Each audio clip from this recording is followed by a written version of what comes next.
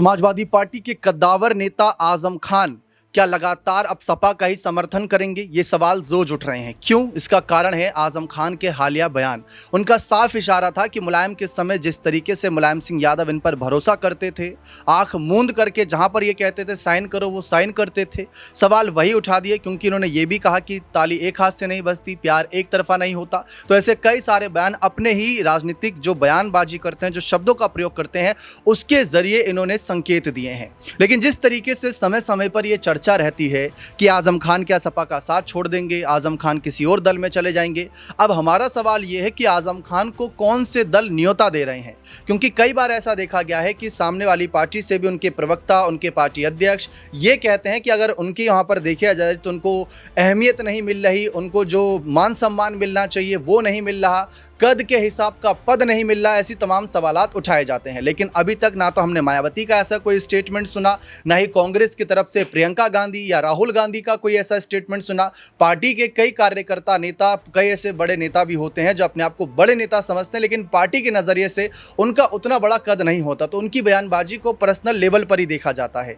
इसीलिए यहाँ पर बड़े नेताओं के स्टेटमेंट की आवश्यकता होती है। यही सवाल रहेगा। अमन सर हमारे साथ मौजूद हैं। सर, ये सवाल तो बहुत बड़ा है कि क्या सपा का साथ छोड़ देंगे या साथ रहेंगे, क्योंकि आजम खान की नाराजगी साफ तौर पर दिख रही है। क्योंकि उनका पहला ये कहना था कि भाई रामपुर से वो टिकट किसी और को दिलवाना चाहते थे, लेकिन अखिलेश ने नदवी को दिलवा दिया और वो जीत भी गए।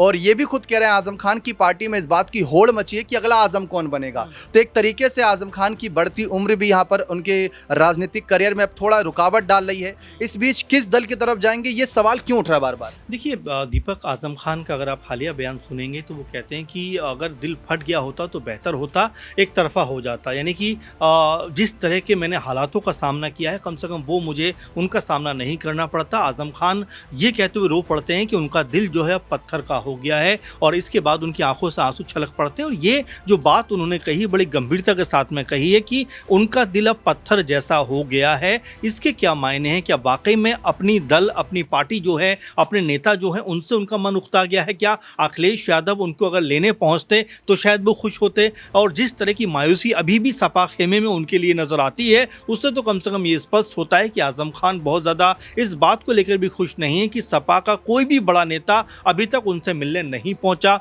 शिवपाल यादव पहुंच सकते थे या और जो दिग्गज नेता हैं वो उनसे मिलने पहुंच सकते थे, लेकिन आप देखिए अखिलेश यादव ने भी मिलने का वक्त दिया है 8 तारीख को कि भाई मैं 8 तारीख को आऊँगा। यानी कि एक ऐसा नेता जिसने समाजवादी पार्टी को इस्टेब्लिश किया है, जिसकी नींव को उन्होंने मजबूत किया है, ताकत के साथ में उत्तर प्रदेश में एक माहौल बनाया, लेकिन आज अगर वो गर्दिश में हैं, कहीं उनके सितारे उतने बुलंद नहीं रह गए, तो यहाँ पर सपा ने उनका साथ देना चाहिए था। यहाँ पर अखिलेश यादव को एक कदम आगे बढ़कर उनको संभालना चाहिए था, क्योंकि उन्होंने एक इंटरव्यू में यहाँ तक कहा था कि अखिलेश यादव उनके बेटे समान है। यानी कि उम्र का फासले का जिक्र कर रहे हैं कि उनसे मेरा कोई कंपटीशन है ही नहीं, क्योंकि वो तो मेरे बेटे की उम्र के जैसे हैं। तो ये बात आप समझ सकते हैं कि 77 और 78 की लगभग उम्र में अब आजम खान हैं। लेकिन क्या ये माना जाए दीपक कि यहाँ से उनकी जो राजनीति है अब वो लगभग ख़त्म हो गई है? क्या ये मानकर चला जाए? क्या ये मानकर चला जाए कि अब सपा खुद नहीं चाहती कि आजम खान उनके साथ चलें, भले ही जो सपा के साथ रहें, लेकिन कोई बड़े ओहदे पे नजर ना आए? या क्या वो ये चाहते हैं? क्योंकि शिवपाल यादव को आप देखिए, एक बड़े कद के नेता रहे हैं, आजम खान के साथ में राजनीति की है, लेकिन आज सपा के अंदर कहीं नजर नहीं आते। नेता प्रतिपक्ष बनने की बात आती है तो माता प्रसाद का नाम सामने आ जाता है, वो रह जाते हैं पीछे। और यही बात है कि शिवपाल यादव ने भी भरे सभा में ये बात कही थी कि भतीजे ने तो मुझे गच्चा दिया ही, लेकिन भाजपा ने भी मुझे गच्चा दे दिया। तो आप समझिए कि किस तरह से जो बड़े लीडर्स हैं सपा के अंदर उनकी अनदेखी हो रही है। और चूंकि आजम खान लगभग 5 साल से जेल के अंदर बंद हैं, तो अगर वो बाहर आए हैं तो सपा के अंदर तो एक उत्साह का माहौल दिखाई पड़ना चाहिए था, एक खुशी और खुर्रमी दिखाई देनी चाहिए थी। लेकिन यहाँ पर जिस तरीके से मायूसी नजर आती है, उसी बात को लेकर मुझे ऐसा लगता है कि आजम खान की आंखों से आंसू छलक पड़े। चूंकि मजबूत आदमी है, 40-45 साल से लगातार रामपुर की राजनीति में एक छत्र उन्होंने राज किया है, लेकिन अब जिस तरह के मोड़ पर आकर वो खड़े हो गए, वहाँ पर उनके सबसे जो करीबी लोग हैं वो भी उनके साथ में नहीं खड़े हुए। इसीलिए वो कह रहे हैं कि उनका दिल जो है अब पत्थर की तरह हो गया है। देखिए ये बात तो सच है कि शिवपाल यादव उस समय कहीं ना कहीं उसी क्षेत्र में थे जब आजम खान की रिहाई हुई, तो जा सकते थे मुलाकात करने। जब पहले उनकी पार्टी प्रसपा थी तब जाते थे मुलाकात करने, वो भी जेल की सलाखों के पीछे जाते थे मुलाकात करने। और अगर हम देखें तो नदवी जो इस सीट से अब सांसद भी हैं रामपुर की, वो जा सकते थे मुलाकात करने, वो भी नहीं गए। एसटी हसन तो अपनी नाराजगी जाहिर कर रहे हैं। तो अखिलेश जाएंगे 8 तारीख को मुलाकात करने, लेकिन अपने आप को समाजवादी पार्टी का एक कार्यकर्ता बताते हैं, एक नेता बताते हैं आजम खान, तो उनका भी फर्ज बनता है कि वो खुद जाकर अध्यक्ष से मुलाकात करें। सवाल ये भी उठ सकता है, लेकिन फिलहाल यहाँ पर एक बड़ा सवाल ये उठता है कि जिस तरीके से पहले आपने बताया सर शिवपाल यादव नाराज हो गए थे, अब आजम खान नाराज हो गए, लेकिन इतने बड़े बड़े दिग्गज नाराज हुए, लेकिन उसके बावजूद 2024 के चुनावी नतीजे इस बात की ओर संकेत कर रहे हैं कि अखिलेश ने इन सब की नाराजगी के बावजूद एक नया रिकॉर्ड बनाया था, जो मुलायम सिंह यादव, आजम खान, शिवपाल की जोड़ी के रहते हुए भी रिकॉर्ड नहीं बन पाया था। उस समय 34 से 35 सीट जीती थी लोकसभा में समाजवादी पार्टी, वही अखिलेश यादव ने इतने बड़े नेताओं की नाराजगी के बावजूद 37 सीट निकाल दी थी। देखिए दो बातें इसमें दीपक, क्योंकि ये जो उनको अगर मिला है सीटों का इतना आंकड़ा, तो क्या ये उनके पक्ष का माहौल है या यहाँ पर बीजेपी के खिलाफ माहौल है? क्योंकि आप देखिए कि बीजेपी से अब काफ़ी हद तक लोग नाराज भी नजर आते हैं, और यही वजह थी कि अयोध्या जैसी सीट भी बीजेपी को गंवानी पड़ी। ये भी आप इस नज़र से देख सकते हैं। और साथ में आप ये भी देखिए कि अखिलेश यादव को अगर वोट पड़े हैं तो यहाँ पर बीएसपी बहुत कमज़ोर दिखाई पड़ती है, कांग्रेस पार्टी सपा के साथ में नजर आती थी। तो जो उनको मैंडेट मिला है, जो उनको एक तरीके से जो सीटें मिली हैं, उसको लेकर भी कई तरह की बातें इस समय उठती हुई दिखाई पड़ती हैं कि जो लोग अब तक बीजेपी के साथ में थे, क्योंकि आपको याद होगा 14-19 के चुनाव में किस तरह से एक तरफा बीजेपी ने जीत दर्ज की, लेकिन 24 में चीज़ें बदलती हुई दिखाई पड़ी। खासकर उत्तर प्रदेश की बात की जाए, क्योंकि कई समीकरण ऐसे थे जो कहीं ना कहीं बीजेपी के खिलाफ बनते हुए दिखाई दिए। नहीं तो अयोध्या जैसी सीट बीजेपी कभी भी नहीं हारती, जहां पर राम मंदिर बना उस जगह पर ही बीजेपी को हार मिली। खैर ये एक अलग बात हो जाती है। इसके हम उलट अगर चलें, क्योंकि यहाँ पर आजम खान और शिवपाल यादव जैसे दिग्गजों की बात कर रहे हैं और ये कह रहे हैं कि भाई उनकी नाराजगी के बावजूद भी अगर सपा को इतना बड़ा मैंडेट मिला है, तो क्या ये मानकर चला जाए कि 2027 में जब चुनाव होगा तो यहाँ पर सपा को वही बहुमत मिलेगा? इसमें कई तरह के डाउट अब नजर आ जाते हैं, क्योंकि देखिए जो अनुभवी लोग होते हैं, जो तजुर्बेकार लोग होते हैं,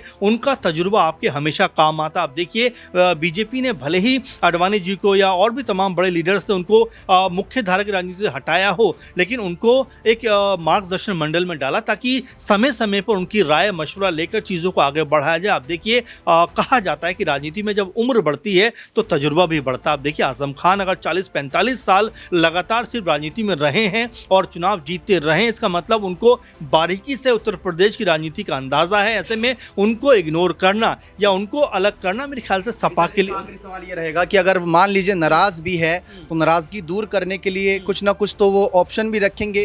फिलहाल वो चुनाव लड़ नहीं सकते, वो अपनी बड़ी बहू सिद्रा को आगे करने पर विचार तब कर रहे थे जब 2022 का विधानसभा चुनाव था, लेकिन अपने ऊपर जो केसेस हुए फिर उनको देखते हुए उन्होंने पीछे कदम उनके भी कर लिए। तो चाहते क्या है आजम खान? देखिए बिल्कुल स्पष्ट बात है कि अब कम से कम आजम खान की राजनीति तो लगभग अपने अंतिम दौर पर नजर आती है।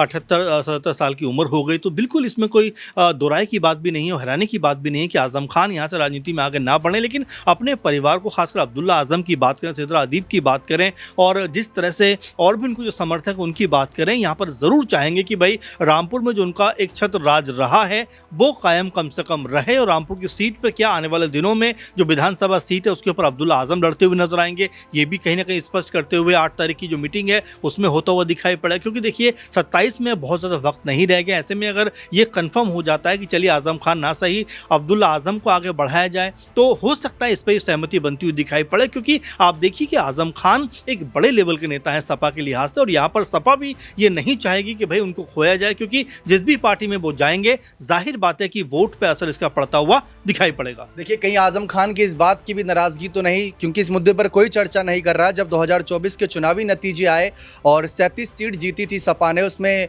MY समीकरण साफ तौर पर दिख रहा था, PDA समीकरण साफ तौर पर दिख रहा था, जिसमें पिछड़ा, दलित और अल्पसंख्यक की ज़्यादा चर्चा हुई। लेकिन उसके बाद जब विधानसभा में नेता प्रतिपक्ष चुनना था तो माता प्रसाद पांडे यानी माता बाबा को आगे किया था, यानी एक ब्राह्मण चेहरे को, उस पर भी एक चर्चा बनती है। लेकिन शायद अभी उस पर कोई ध्यान नहीं दे रहा कि कहीं एक ब्राह्मण चेहरे को आपने नेता प्रतिपक्ष बना दिया। इस बात की तो नाराजगी नहीं, क्योंकि 2022 के समय जब ये सीतापुर जेल में थे, 26 महीने करीब जेल रहकर बाहर आए थे, तो उस समय भी ऐसी खबरें थी कि इनको नेता प्रतिपक्ष का पद चाहिए, इनके बेटे के लिए टिकट चाहिए, इनकी पत्नी के लिए राज्यसभा का, ऐसे कई सारे इनकी शर्तें थी जिसको सुनने के लिए खुद अखिलेश यादव हॉस्पिटल गए थे, कुछ तस्वीरें भी आपने देखी होंगी, वो पुरानी तस्वीरें उस समय की, लेकिन तब वो सिर्फ एक कयास शर्तें ही रह गई। लेकिन अब क्या शर्तें हैं ये देखना बेहद दिलचस्प रहेगा। बने रहें चैनल के साथ, बहुत बहुत शुक्रिया।